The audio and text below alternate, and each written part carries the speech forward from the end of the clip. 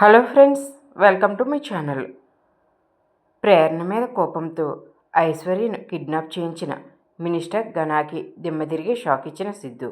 అసలు ఇదంతా ఎలా జరిగిందో తెలుసుకోవాలంటే ఈ వీడియో మిస్ కాకుండా చివరి వరకు చూసేయండి.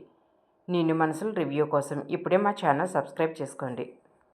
ఘన అయితే ఏంటి ఈ మినిస్టర్ ఫోన్ తీయట్లేదు అని అనుకుంటాడు. ఎలాగైనా విషయం మినిస్టర్కి చెప్పాలి. వెంటనే గుడికి బయలుదేరాలని చాలా హడావిడిగా ఘన అయితే గుడికి బయలుదేరతాడు. మినిస్టర్ కుమార్తో, ఏంటి కుమార్, ఇంకా నీకు కాబోయే భార్య రాలేదు అంటే ఇంతలో ప్రేరణ శైలుని ముసుగు వేసి తీసుకువస్తుంది. అదిగోండి సార్ వస్తుంది అని సిద్ధు చెబుతాడు. ఇక మినిస్టర్ శైలు వైపు చూస్తాడు. ఏంటి తన ముసుగు వేసుకుంది అని అంటే ఇక సిద్ధు వాళ్ళ ఆచారం అంటే సార్ అని అంటాడు. కుమార్ కూడా అవును మావయ్య, ఇది మా ఆచారం అని అంటాడు.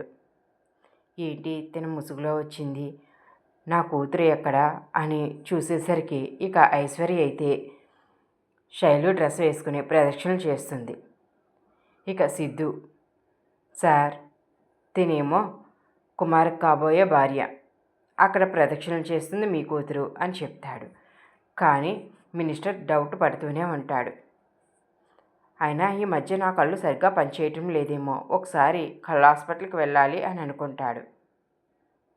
ఎందుకంటే శైలు ఒక్కసారిగా మారినట్లుగా అనిపిస్తుంది ఏంటి అని మినిస్టర్ అనుకుంటాడు. సర్లే ఈ కార్యక్రమం పూర్తయిన తర్వాత కంటి హాస్పిటల్కి వెళ్దాంలే అని అనుకుంటాడు. ఇక పంతులు గారు ముహూర్తానికి టైం అయింది అని చెప్పగానే శైలుని ప్రేరణ తీసుకెళ్ళి కుమార్ పక్కన కూర్చోబెడుతుంది. ఇక ఐశ్వర్య అయితే మినిస్టర్కి అనుమానం రాకుండా ప్రదక్షిణలు చేస్తూనే ఉంటుంది. దేవుడా, ఇంకా ఎన్ని ప్రదక్షిణలు చేయాలి, కాళ్ళు నొప్పులు వచ్చేస్తున్నాయి అని అనుకుంటుంది. ఇంతలో ఇందిర అభిషేకం చేయించి బయటకు వస్తుంటే ఐశ్వర్యకి ఎదురుపడుతుంది. ఏంటి నువ్వు గుడిలోని అని ఐశ్వర్యని ఇందిర అడిగితే, ఏంటమ్మా విచిత్రంగా అడుగుతున్నావు, నేను సంగీతంలో మంచి పేరు తెచ్చుకోవాలని ప్రదక్షిణలు చేస్తున్నాను అని అంటే, ప్రదక్షిణలు చేస్తున్నావు బాగానే ఉంది, కానీ ఈ డ్రెస్ నీది కానట్టుగా ఉంది ఏంటి అంటే, ఇది నాదేనమ్మా, నువ్వు నీ డౌట్లోని, నేను ప్రదక్షిణలు చెయ్యాలి, కావాలంటే నా కోసం నువ్వు కూడా ప్రదక్షిణలు చెయ్యి, అంతేగాని నన్ను విసిగించుకో అని అంటుంది. తప్పుకో అమ్మా అని ఐశ్వర్య ప్రదక్షిణలు మొదలు పెడుతుంది. ఇక ఇందిర అయితే ఏంటి ఇది విచిత్రంగా ప్రవర్తిస్తుంది అని అనుకుంటుంది.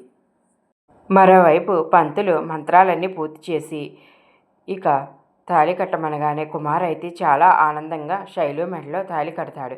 ఇక ఘన అయితే చాలా హడావుడిగా గుడి లోపలికి వస్తూ ఇందిరానైతే గుద్దుకుంటాడు.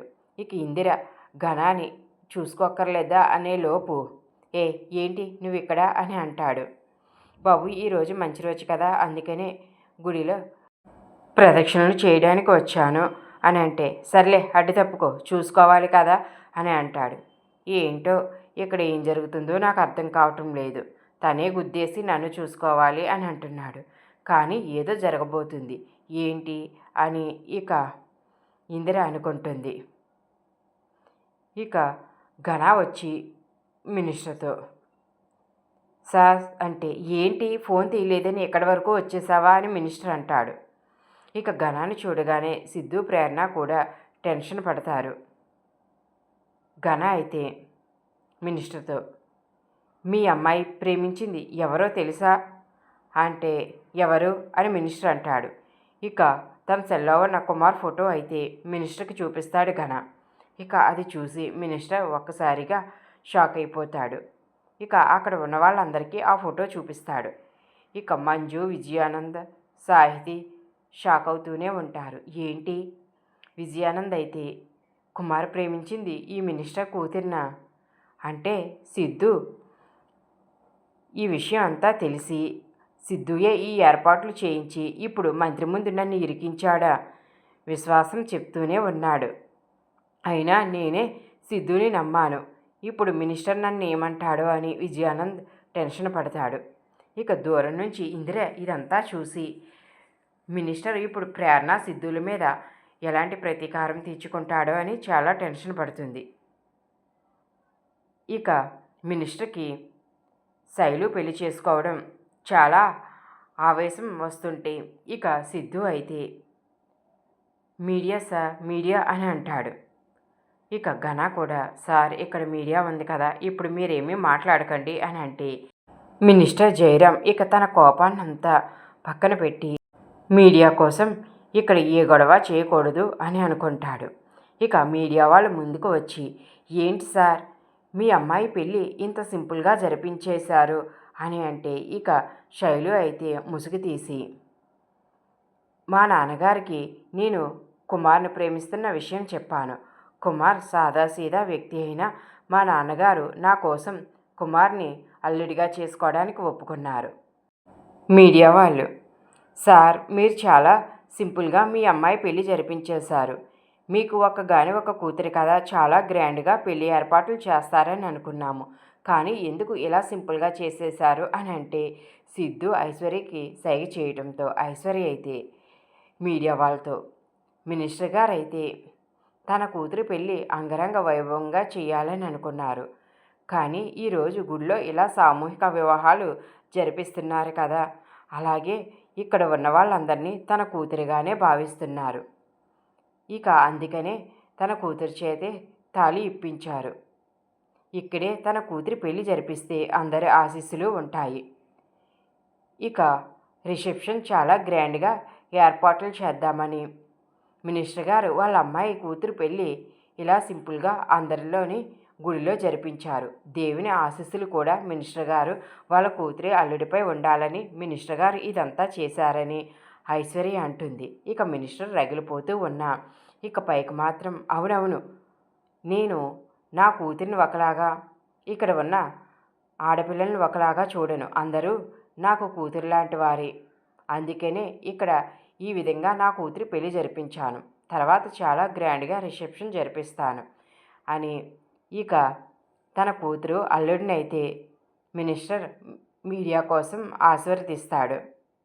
ఇక ఐశ్వర్య అయితే చూసారా ఇక్కడ ఉన్న వాళ్ళంతా చూసారా మినిస్టర్ గారు ఎంత మంచివారో, ఇక ఇలాంటి మినిస్టర్ గారు మనకు దొరకడం చాలా అదృష్టం, మినిస్టర్ గారు జిందాబాద్ అని అంటుంది ఐశ్వర్య. ఇక సిద్ధు కూడా అందరూ క్లాప్స్ కొట్టండి మినిస్టర్ గారు గొప్పతనానికి అని అంటాడు. ఇక సిద్ధు ప్రేరణల వైపు కూడా మినిస్టర్ చాలా కోపంగా చూస్తాడు. సిద్ధు ప్రేరణలతో గుడి బయట మినిస్టర్ ఏంటి మీ ఇద్దరూ చేసింది చాలా తెలివిగా ఈ పెళ్లి జరిపించామని అనుకుంటున్నారా అని ఇక సిద్ధు ప్రేరణ మీద కోపపడుతుంటే దూరం నుంచి ఇందిర అయితే మినిస్టర్ గారు ఇప్పుడు వీళ్ళని ఏం చేస్తారో ఏంటో అని చాలా టెన్షన్ పడుతూ అలాగే చూస్తూ ఉంటుంది. ఇక ప్రేరణ అయితే మినిస్టర్ గారితో మేము ఇదంతా కావాలని ఏమీ చేయలేదు సార్, మీ అమ్మాయి ప్రేమ విషయం మీతో చెప్దామని అనుకున్నాము, కానీ మీరు ఒప్పుకుంటారో లేదో అని ఇలా జరిపించాల్సి వచ్చింది శైలు పెళ్ళి అని చెప్తుంది. ఏంటమ్మా నువ్వు జరిపించేది, నా కూతురి పెళ్ళి నేను ఎంతో ఆర్భాటంగా జరిపించాలని అనుకున్నాను, మీరు ఇలా చేయడం నాకేమీ నచ్చలేదు. అది కాదు సార్, మీరు మీ అమ్మాయి ప్రేమను ఎందుకు అర్థం చేసుకోవటం లేదు? శైలు అయితే మీరు వేరే అబ్బాయితో పెళ్లి జరిపిస్తే తను మీకు దక్కుతుంది అని అనుకున్నారా? లేదు, వేరే అబ్బాయితో పెళ్ళి అంటే తను చనిపోతానని అంది, అలాగే కుమార్ ఇద్దరూ కూడా చనిపోతానని చెప్పారు, అందుకనే మేము మీ పరువు పోకుండా ఇలాగా వాళ్ళ పెళ్లి జరిపించాము, మీరు అర్థం చేసుకోవాలి అని అంటుంది. ఏంటమ్మా అర్థం చేసుకునేది? మరి మీరు శైలు ప్రేమిస్తుందన్న విషయం తెలియగానే తన్నే అడిగి అసలు తన ఇష్టాలు ఏమిటో తెలుసుకోవాలి కదా, అదేమీ లేకుండా ఇక శైలు ప్రేమిస్తున్న వాడిని లేకుండా చెయ్యాలని అనుకున్నారు, అందుకనే శైలు భయపడింది. శైలుకి కుమార్కి అండగా మేమున్నామని ధైర్యం చెప్పి వాళ్ళ పెళ్ళి జరిపించాము, ఇక మీరు పెద్ద మనసు చేసుకుని వాళ్ళని ఆశీర్వదించి దగ్గరికి తీసుకోవాలి అని ప్రేరణ సిద్ధు చెబుతుంటే ఏంటి వింటున్నాను కదా అని మీ ఇష్టం వచ్చినట్టు మాట్లాడుతున్నారు, నేను ఎప్పటికీ ఈ పెళ్ళిని ఒప్పుకోను, నా కూతుర్ని ఎలాగైనా నా దగ్గరికి రప్పించుకుంటాను, నాకు ఏం చేయాలో తెలుసు, మీ ఇద్దరిని మాత్రం అసలు వదిలిపెట్టను, మీ అంతు చూస్తాను అని మినిస్టర్ సిద్ధు ప్రేరణకు వార్నింగ్ ఇచ్చి అక్కడి నుంచి వెళ్ళిపోతుంటే ఇక విజయానందన్ అయితే మినిస్టర్ కారు దగ్గరికి వచ్చి సార్ మినిస్టర్ గారు అని పిలిస్తే ఏంటి నువ్వు నీ కొడుకు కావాలనే కదా ఇదంతా చేశారు? ఇక విశ్వాసం అయితే కాదు సార్, మా సార్కి ఏమీ తెలియదు, ఆ సిద్ధు ప్రేరణ ఆట ఆడుకుంటే ఆటలో ఆర్టిపండు అయిపోయారు అంటే విజయానంద్ విశ్వాసం వైపు కోపంగా చూస్తాడు. ఇక విశ్వాసం అయితే మీరు ఆగండి సార్ అన్నట్లు సైగ చేస్తాడు.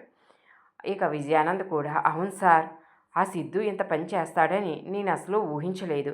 ఇదంతా నాకు తెలియదు. ఇందులో నా ప్రమేయం ఏమీ లేదు.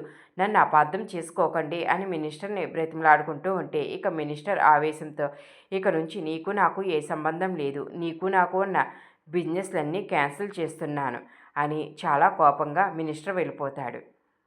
ఇక విజయానంద్ విశ్వాసంతో ఏంటయ్యా నువ్వు అంటూనే ఉన్నావు ఆ సిద్ధుగాడు ఎంత పని చేశాడు, ఇప్పుడు ఎలాగా అంటే ఏముంది సార్, మినిస్టర్ ఇంటికి వెళ్ళి తన కోపం చల్లారిన తర్వాత ప్రశాంతంగా మాట్లాడండి, తనే మళ్ళీ మామూలు అవుతాడు. అంతవరకు మీరేమీ టెన్షన్ పెట్టుకోకండి అని అంటే మంచి సలహా ఇచ్చావయ్యా విశ్వాసం అని విజయానంద్ అంటాడు. మినిస్టర్ ఇంటికి వెళ్ళగానే ఇక ఘనాకి ఫోన్ చేసి రమ్మని చెబుతాడు. ఇక విజయానంద్ కూడా మినిస్టర్తో మాట్లాడడానికి అప్పుడే మినిస్టర్ ఇంటికి అయితే బయలుదేరతాడు. ఇంతలో ఘనాతో మినిస్టర్ మాట్లాడుతూ ఉంటాడు. ఏమయ్య ఘన, నిన్ను తప్పుగా మాట్లాడాను. నువ్వు నా కూతురు గురించి ఎంతగా నచ్చ చెప్తున్నా నేను పట్టించుకోలేదు. నువ్వు అదంతా వదిలేసే, నీ ఉద్యోగం నీకు ఇప్పిస్తాను, ఇంకా పెద్ద పదవి ఇప్పిస్తాను. ఎలాగైనా ఆ సిద్ధు ప్రేరణలు అంతు చూడాలి. అలాగే నా కూతుర్ని నా దగ్గరికి తీసుకురావాలి. ఆ లో క్లాస్ వాడు ఆ కుమార్ నా అల్లుడేంటి, వాడు మావయ్య మావయ్య అంటుంటేనే నాకు మండిపోతుంది.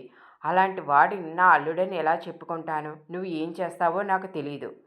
నీకు వెంటనే పదవి ఇప్పిస్తాను అని ఇక ఫోన్ తీసుకుని ఐజీకి ఫోన్ చేసి ఘనాకి పదవి ఇమ్మని చెప్తాడు. ఇక ఘన అయితే చాలా ఆనందపడిపోతాడు. నాకు కావాల్సింది ఇదే కదా అని అనుకుంటాడు. మినిస్టర్ ఘనాతో నువ్వేం చేస్తావో నాకు తెలియదు, ఆ ప్రేరణ సిద్ధు మీద పగ తీర్చుకోవాలి అని అంటాడు. మినిస్టర్ ఘనాతో చేతులు కలపడం మీలో ఎంతమందికి నచ్చిందో కామెంట్ చేయండి. ఈ వీడియో నచ్చితే లైక్ చేయండి. Thanks for watching.